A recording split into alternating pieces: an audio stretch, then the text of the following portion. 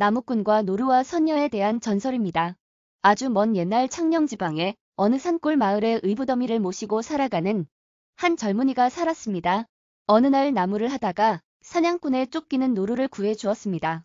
노루는 살려준 은혜를 갚기 위해서 처녀들이 목욕할 때 제일 작은 날개옷을 훔쳐 아내로 삼으라며 아기를 3명 낳을 때까지 날개옷을 돌려주지 말라고 단단히 일러주었습니다. 젊은이는 노루가 일러준 대로 목욕하러 내려온 하늘나라 선녀의 옷을 훔쳐 아내로 맞아 2 아이를 낳을 때까지 살다가 지난 일을 실토하며 날개옷을 내주었습니다. 그날 저녁 아내는 만난 밥상을 푸짐하게 차려 남편을 잘 대접했습니다. 남편은 흡족하여 배불리 먹고 술도 한잔하였기에 깊이 잠들었다가 아침에 잠을 깨고는 깜짝 놀랐습니다. 옆에 아내와 아이들이 없어졌습니다. 나무꾼은 서럽게 소리내며 펑펑 울었습니다. 그 소리를 듣고 노루가 나타났습니다. 그러게 아이 3 낳을 때까지 날개옷을 보여주지 말라고 당부했는데 이런 일이 일어나다니요. 미안하다 노루야, 내 말을 듣지 않았구나. 다음부터 옥상황제의 따님들은 샘물을 길어 올려서 멱을 감게 되었습니다. 노루가 이 사실을 알고 어느 날 나무꾼에게 나타나서 하늘에서 내려오는 두레박 물을 비우고 내가 그 속에 들어가 앉으면 하늘로 올라갈 거야. 나무꾼은 노루가 시킨 대로 두레박을 타고 하늘로 올라갔습니다. 하늘 문에 나무꾼이 탄 두레박이 다다른 것을 본 아기들이 반색을 하며 소리쳤습니다. 야, 아빠가 오신다. 그러나 옥상황제 나라의 파수꾼들은 나무꾼을 내쫓으려고 했습니다. 하늘나라에는 땅에 사람이 살게 할 수는 없다고 했습니다. 2 언니도 그러자고 했습니다. 동생이 먼저 시집간 것과 귀여운 아기를 낳은 것에 2 언니는 몹시 속이 상해 있었습니다. 셋째 따님은 아버지인 옥상황제에게 빌었습니다. 아버지, 제 남편을 구해주셔요.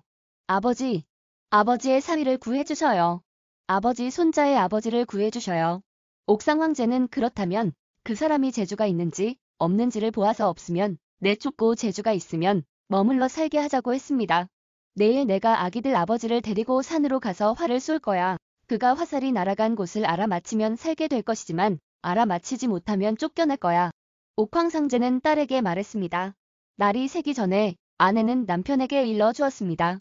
첫 화살은 칼산에 꽂혔다고 하셔요. 둘째 화살은 불산에 꽂혔다고 하셔요. 셋째 화살은 물산에 맞췄다고 하셔요. 날이 새자 장인은 사위를 데리고 산으로 갔습니다. 장인은 큰 활로 화살 3을 차례로 쏘았습니다. 힘세게 쏜 화살은 까마득히 보이지 않는 머나먼 곳으로 날아갔습니다. 자, 화살들이 어디에 꽂혔지? 나무꾼은 알 수가 없었지만 시치미를 떼고는 아내가 시켜 준 대로 대답했습니다. 그래서 첫 고비는 무사히 넘기게 되었습니다만 더 어려운 둘째 고비가 가엾은 나무꾼을 기다리고 있었습니다. 왜냐하면 언니들의 시세움에 밀린 옥황상제가 사위에게 새 화살을 모두 찾아오라고 했기 때문입니다. 물산은 100리 바깥에 있었고 불산은 200리 바깥에 있었고 칼산은 더 멀어서 300리 바깥에 있었습니다. 길은 너무나 멀고 또 험한 데다 여태껏 가본 적이 없었습니다. 나무꾼은 이제는 영락없이 쫓겨나는구나 하고 몹시 기가 죽었습니다. 그래도 마음을 다잡아 먹고는 길을 나섰습니다. 어디를 어떻게 가야 할지 전혀 모르는 채 무턱대고 나섰습니다. 첫 고개를 넘어갔습니다. 둘째 고개를 넘어갔습니다. 그래도 산은 아직도 보이지 않았습니다. 그러다가 셋째 고개를 넘어서는데 해가 저물려고 했습니다. 그때 마침 고개 모퉁이로 노루가 나타났습니다. 노루 입에는 화살 3개가 물려있지 뭡니까? 노루는 꼬리가 불에 그을러 있었고 다리는 베어서 피가 흐르고 있었고 등줄기는 흠뻑 물에 젖어 있었습니다. 불산에 꽂힌 화살을 뽑을 때 꼬리에 불이 붙은 것입니다. 물산에 꽂힌 화살을 뽑을 때 온몸에 물벼락을 맞은 것입니다. 그리고 칼산에 꽂힌 화살을 뽑을 때 다리를 칼에 벤 것입니다. 내 은혜를 갚은 게 아주 기뻐. 노루는 그러면서 화살을 건네 주었습니다. 내게 해준 것보다는 내가 내게서 받은 게 더 많은 걸. 나무꾼은 크게 고마워하며 화살을 건네받았습니다. 노루와 헤어진 나무꾼은 날듯이 기뻤습니다. 빨리 아내와 옥상황제가 기다리고 있을 옥황상제의 하늘 궁으로 돌아가고 싶었습니다. 신끈을 쥐어서 매기 위해 화살 3을 길 옆에 바위에 얹었습니다. 그리고는 허리를 굽힌 바로 그때였습니다. 노랑까치와 파랑까치가 화살 하나씩을 물고 달아나는 게 아닙니까? 나무꾼은 뒤쫓아 갔습니다. 미처 나머지 1개 화살을 챙길 틈도 없이 내달렸습니다. 내 화살 돌려다오. 소리 지르며 뛰어갔습니다. 노랑까치와 파랑까치는 화살을 문 채 도망치고 있었습니다.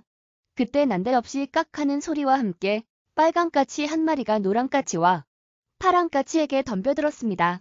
날쌔고도 잽싸게 그들에게서 화살을 빼앗아서 입에 물었습니다. 그리고는 바위에 놓인 나머지 화살 하나도 마저 입에 물고는 순식간에 멀리 사라져 갔습니다. 모든 것은 눈 깜박할 사이였습니다. 나무꾼은 기가 찼습니다. 이젠 살 길이 없구나. 땅이 꺼질듯이 한숨을 쉬었습니다.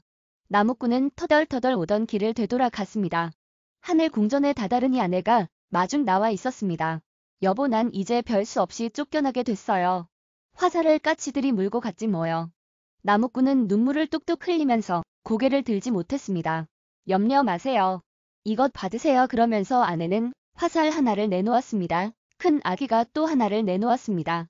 작은 아기가 나머지 하나를 마저 내놓았습니다. 아니, 이게 웬일이여. 깜짝 놀라는 나무꾼에게 아내가 말했습니다. 노랑까치와 파랑까치는 우리 언니들이었답니다. 빨강까치는 저고요. 시샘이 많은 언니들이 화살을 빼앗아 달아나는 것을 내가 나서서 되찾았지 뭡니까.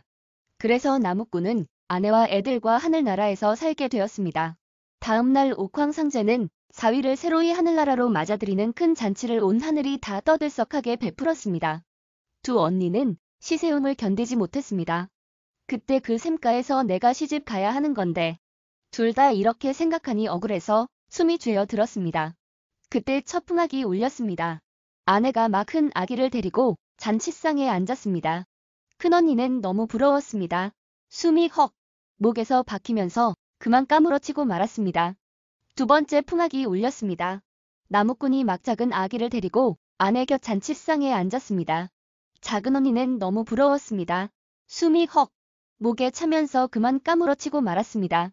큰언니는 큰 버섯이 되었고 작은 언니는 작은 버섯이 되었습니다. 여름이 되면 두 언니의 넋을 받아서 지금도 온 하늘에 버섯구름이 핀다고 합니다. 버섯구름이 되고부터 두 언니는 동생의 행복이 버섯구름처럼 소복소복하기를 빌었다고 합니다. 나무꾼과 막내딸과 두 아이는 하늘나라의 복을 누리며 재미있게 살게 되었습니다. 그러고 많은 세월이 3년이나 지나갔습니다. 나무꾼은 의붓어미가 어떻게 지내시는지 궁금해졌습니다. 추운 겨울이면 누가 땔감을 해다 드릴까? 몹시 마음에 걸렸습니다. 그래서 나무꾼은 의붓어미를 뵙고 오기로 했습니다. 나무도 듬뿍 해드리고 와야겠다고 생각했습니다. 아내는 한사코 말렸습니다. 하지만 좀 제 뜻을 굽히지 않는 남편에게 말했습니다. 땅에 다 커든 집 곁에다 이 박씨를 이내 심도록 하셔요. 그 덩굴이 자라거든 그걸 타고 다시 돌아오셔요. 하늘 박씨는 심자마자 이내 움트서 자랄 만큼 자라는 신기한 박씨였습니다. 떠나는 남편을 붙들고는 아내는 그 바지 주머니에 하얀 노랑, 빨강 빛의 세 가지 봉투를 넣어주었습니다. 급한 일이 생기면 던지라고 말했습니다. 꼭 잊지 말고 일러드린 대로 하셔요. 땅의 세계로 내려간 나무꾼은 먼저 박씨부터 심고 어머니를 찾았습니다. 집은 많이 기울었고 지붕 위까지 풀이 무성하게 자라 있었습니다. 나무꾼은 의붓어미께 예전처럼 나무를 많이 해다 드렸습니다. 군불도 따뜻하게 지펴드렸습니다. 사흘을 그렇게 일을 해 나무꾼은 박넝쿨이 다 자란 것을 보았습니다. 그는 의붓어미께 하직을 고하고는 박넝쿨을 타고 하늘로 오르기 시작했습니다. 그런데 의붓어미가 나무꾼의 바지가랑이를 잡고는 한사코 따라오려고 발버둥졌습니다. 너 혼자는 못 간다. 어미 두고는 못 간다. 나무꾼은 사정했습니다. 어머니, 제가 모시고 가고 싶어도 하늘나라에는 누구나 함부로는 못 갑니다. 자칫하면 목숨도 잃게 된답니다. 그래도 의붓어미는 막무가내로 버둥댔습니다. 못 간다. 너 혼자 죽어도 못 간다. 나무꾼은 다시금 통사정을 했습니다. 어머니, 그러지 마셔요. 제가 해마다 설날이나 추석에는 다녀갈게요. 그러나 의붓어미는 들은 척도 하지 않고 떼만 써댔습니다. 그러다가 아들의 바지가랑이를 놓치고는 땅에 퉁 떨어졌습니다. 그런데 이게 웬일입니까? 의붓어미는 떨어지는 서슬의 흰 여우로 모습을 바꾸었지 뭡니까? 본디 여우가 여자로 둔갑했던 것인데 그만 옛 모습으로 되돌아간 것입니다. 여우는 나무꾼을 향해서 덤벼들었습니다. 길길이 뛰어오르고 울어대고 야단 법석을 떨었습니다. 뛰는 기세는 점점 더 사나워져서 박넝쿨에 매달린 나무꾼의 바지가랑이에 하마터면 여우의 앞발톱이 닿을 뻔했습니다. 바지 주머니에서 아내가 준 3개의 봉투 중에서 하얀 봉투를 꺼내서 여우를 향해 던졌습니다. 봉투가 펑 하고 터지면서 갑자기 여우 앞에 큰 강물이 생겼습니다. 여우가 길을 쓰고 헤엄쳐 강을 건너는 사이에 나무꾼은 박넝쿨을 타고 훨씬 더 높이 올라갔습니다. 강을 다 건너온 여우가 이번엔 박넝쿨에 매달려서 기어 오르기 시작했습니다. 박넝쿨이 흔들리면서 여우는 점점 가까이로 다가왔습니다. 나무꾼은 2번째로 노란 봉투를 꺼내어 여우 머리를 겨누어서 힘껏 던졌습니다. 펑! 하고 봉투가 터지면서 여우 머리 위에 박넝쿨의 가시가 휘감기는 것이었습니다. 여우는 가시를 헤집고 오르느라고 속도가 느려졌습니다.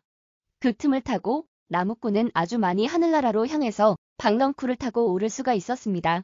한참 후에 여우는 가시에 찔려서 피범벅인 채로 가시밭을 벗어났습니다. 지치지도 않았는지 더 한층 빠르게 나무꾼에게로 다가왔습니다. 하얀 이빨을 보이며 으르렁댔습니다. 나무꾼은 3번째로 생긴 봉투를 꺼내어서 여우 머리를 겨냥해서 힘껏 던졌습니다.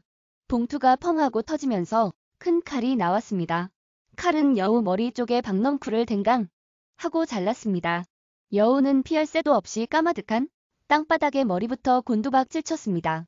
여우는 깽 하고 외마디 소리를 남기고 죽었습니다. 그 뒤부터 여우는 머리를 치켜 들고는 하늘을 향해서 깽깽 하면서 울게 되었다고 합니다. 박넝쿨을 타고 하늘나라로 돌아간 나무꾼은 아내와 애들과 함께 행복하게 살았답니다. 그 사이 아내는 셋째 아기를 낳았답니다. 지금까지 청령지방에서 전해오는 나무꾼과 노루와 선녀에 대한 전설이었습니다. 끝까지 시청해주셔서 감사합니다.